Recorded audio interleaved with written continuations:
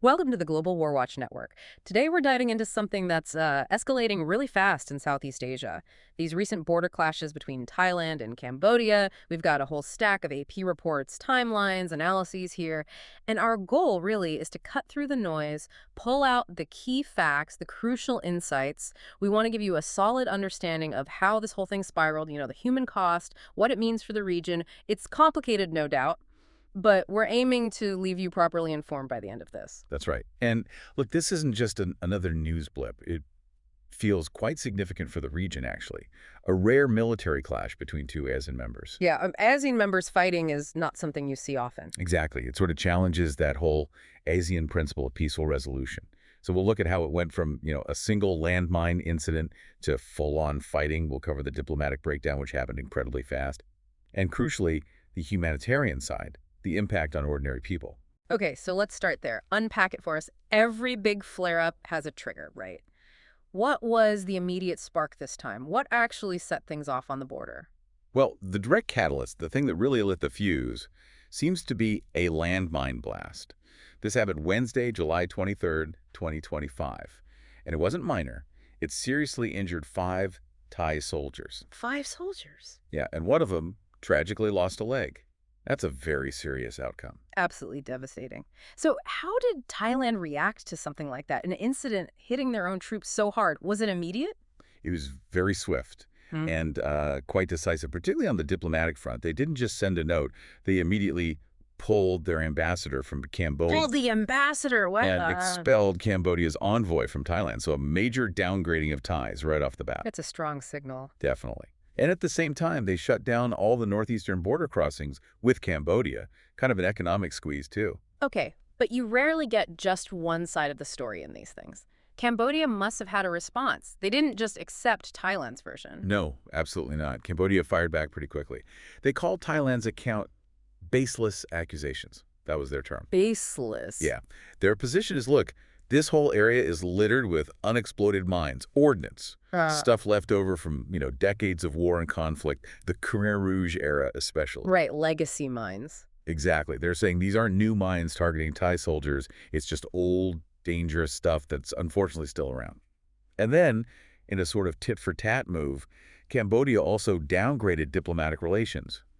They recalled all their embassy staff from Bangkok on Thursday, mirroring Thailand's move. So diplomatic channels basically slammed shut almost immediately. Pretty much. A deadlock right from the start. And with diplomacy breaking down, things on the ground got much, much worse. By Thursday, July 24th, just a day later, this wasn't just about ambassadors and border posts anymore. What happened? How did it escalate into actual fighting? Yeah, Thursday was the tipping point into widespread armed conflict. You had Thai and Cambodian soldiers engaging in direct fire. Not just one spot, but across multiple contested border areas. Multiple locations. Reports mentioned at least 6 different locations seeing fighting. And it wasn't just small arms. It escalated fast to include artillery, rockets, heavy stuff. And then the airstrikes. Thailand used F-16s. That feels like a massive step up for a border dispute. It is a very significant escalation. Thailand confirmed deploying F-16s in 2 separate airstrikes. And their justification. They stated it was a direct response to Cambodian rockets landing in Thai territory. Okay. But yeah, using jets like F-16s signals a very high level of engagement. Cambodia, for their part, immediately accused Thailand. They claimed those jets dropped bombs near the Preah Vihear temple. Ah, the temple. That's incredibly sensitive territory, isn't it? A World Heritage Site. Hugely sensitive. Historically, culturally, claiming bombs fell near there is a major accusation in itself. And the human cost? The reports coming out were really grim. Not just soldiers, but civilians caught in the middle. What do we know about the casualties? It's truly heartbreaking. The Thai Public Health Ministry reported 1 Thai soldier killed, but also, tragically, 13 civilians killed. And that includes children. Oh, no. Yeah. Plus 14 soldiers and 32 other civilians injured on the Thai side. From Cambodia, officials reported at least 4 civilians wounded over in Odar Minchi province near the border. These numbers, even the official ones, they point to some intense fighting impacting civilian areas. Absolutely. And remember, these are often just the initial figures. Yeah. The real toll can be higher. The fact children were killed is just awful. It highlights how indiscriminate this became. And beyond the casualties, people losing their homes, damage to vital services, What else were we hearing? Right, the disruption was massive. There were reports that the Phanom Dong Rak Hospital in Thailand's Surin province, it was damaged by Cambodian artillery shells. Hospital hit. That's a very serious allegation.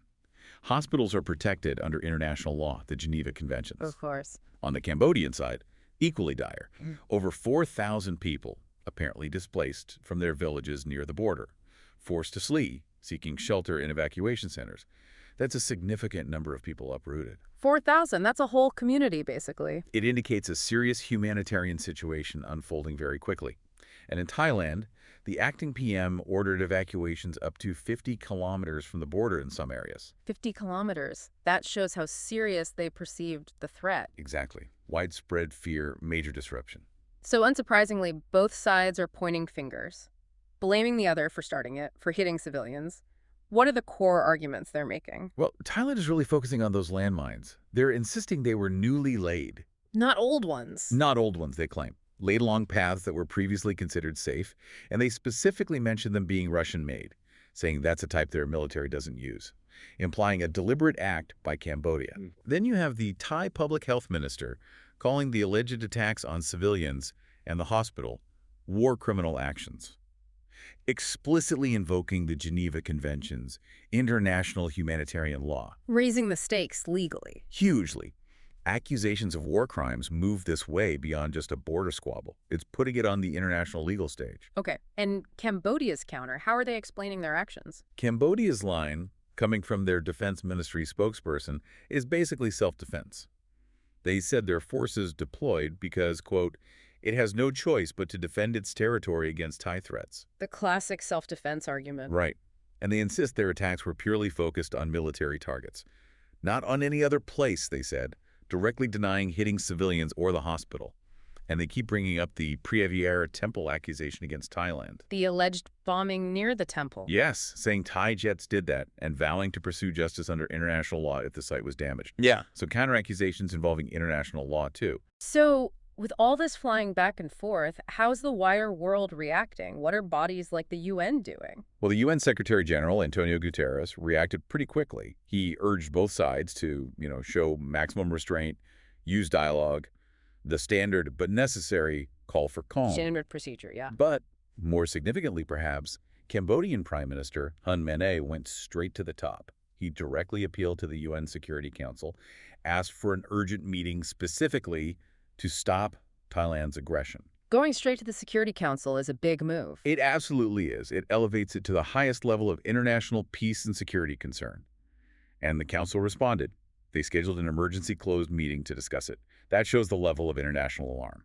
Now, you mentioned earlier this isn't exactly new territory for these two countries. There's history here, right? Oh, definitely. There's a long, long history. They share this 800-kilometer border, and large parts of it are, well, disputed, never fully demarcated to everyone's satisfaction. So these flare-ups happen periodically. They do. The last really major combat before this was back in 2011. That resulted in about 20 deaths, tragically. And often centered around these ancient sites. Very often. Places like Preah Vihear, which we mentioned, or Tamuen Tom. These ancient temples become flashpoints. They're deeply tied into historical claims going way back, Khmer Empire times. But they're also powerful symbols of modern national identity for both Thais and Cambodians. So it's more than just land. It's about history, pride. Exactly.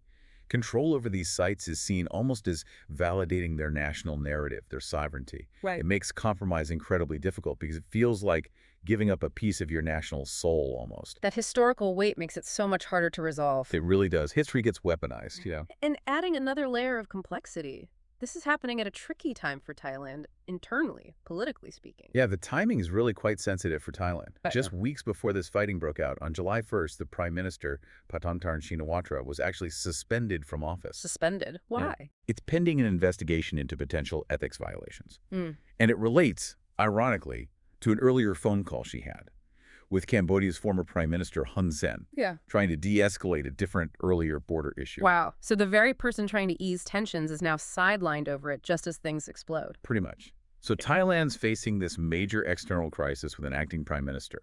This sort of political uncertainty at the top. It definitely complicates their response, adds internal pressure. Leaders might feel they need to look extra tough. Right. Domestic politics always plays a role. Always. So Looking at this whole urgent situation, what really stands out to you? The speed of it all, the civilian impact, the international dimension? For me, it really underscores just how fragile things can be, how quickly diplomatic ties can break, how historical grievances can erupt, and the devastating immediate impact on ordinary people caught in the crossfire. Mm. It also highlights, this tension within ASEAN itself.